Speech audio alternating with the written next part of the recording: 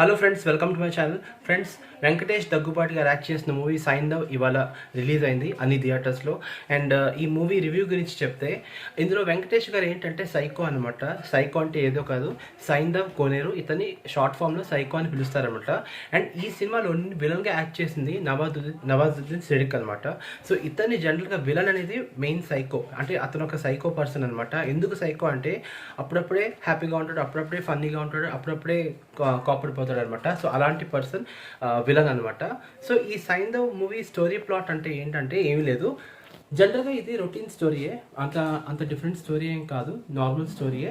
జనరల్గా ఏంటంటే వెంకటేష్ గారికి ఆ సినిమాలో కూతురు ఉంటుంది. ఆ కూతురు పేరు గాయత్రి.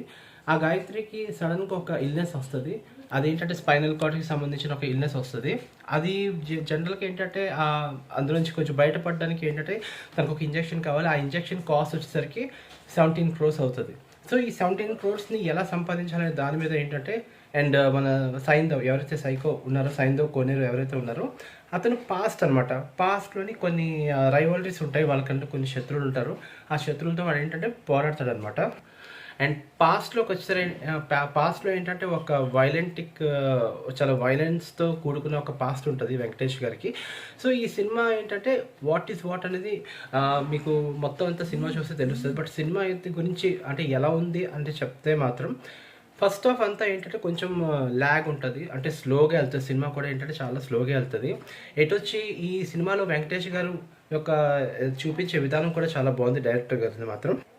అండ్ బేసిక్గా ఏంటంటే వెంకటేష్ గారు అంటే మనకు గుర్తొచ్చేది ఏంటంటే ఫ్యామిలీ ఆడియన్స్, ఎక్కువగా క్లాస్ ఆడియన్స్ ఎక్కువ ఆయనకి ఫ్యాన్స్ ఉంటారు. కానీ ఈ సినిమా మేబీ క్లాస్ ఆడియన్స్కి నచ్చకపోవచ్చు, ఎందుకంటే ఈ సినిమాలో మ్యాక్సిమం కంప్లీట్లీ ఏంటంటే ఎక్కువ వైలెన్స్ ఎక్కువ ఉంటుంది అనమాట.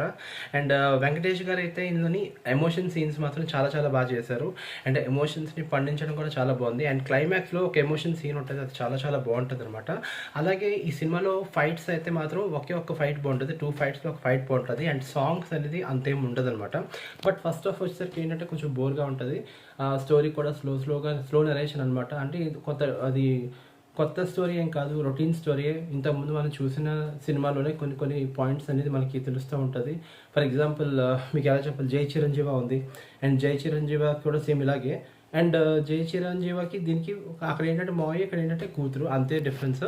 సో ఆ విలన్కి ఎలాగ ఎదుర్కొంటాడు అనే దాని మీద ఈ సినిమా అంతా ఉంటుంది. బట్ మొత్తానికి ఈ సినిమాలో వెంకటేష్ గారికి అయితే మాత్రం చూపించే విధానం నాకు నచ్చింది. అంటే వెంకటేష్ గారిని ఎమోషన్ సీన్స్లో కానీ చాలా బాగా ఏడిపిస్తాడు. మీకు అందరికీ తెలుసు వెంకటేష్ గారు ఎమోషన్ సీన్స్ అయితే చాలా బాగా పండిస్తారని. ఓకే, సో ఓవరాల్గా సినిమా అయితే ఓకే, మరీ అంత బాగాలేదని చెప్పరు, బాగుందని చెప్పరు, యావరేజ్గా ఉంటుంది. అంటే యావరేజ్ ఒక 5, నా రేటింగ్ 5 వచ్చేసరికి ఒక 4 ఉంటుంది ఖచ్చితంగా. సో అలాగే ఈ సినిమాలో వచ్చేసరికి ఏంటంటే కామెడీ కూడా అంతలా అనిపించదు. అంటే 2-3 సీన్లు ఉన్నా సరే అది అంత పెద్ద కామెడీ అనిపించదు. బట్ సినిమా అయితే మాత్రం ఓకే, ఫైన్, చూడొచ్చు, ఒకసారి అయితే చూడొచ్చు. బట్ క్లాస్ ఆడియన్స్కి అయితే కొంచెం నచ్చకపోవచ్చు. మాస్ ఆడియన్స్కి వైలెన్స్ ఎక్కువ ఇష్టం ఉన్న వాళ్ళకి మేబీ కొంచెం నచ్చచ్చేమో. బట్ సినిమా అయితే ఓవరాల్గా యావరేజ్గా ఉంది. Okay, so thanks for watching my channel, and please subscribe my channel KV talks. Bye.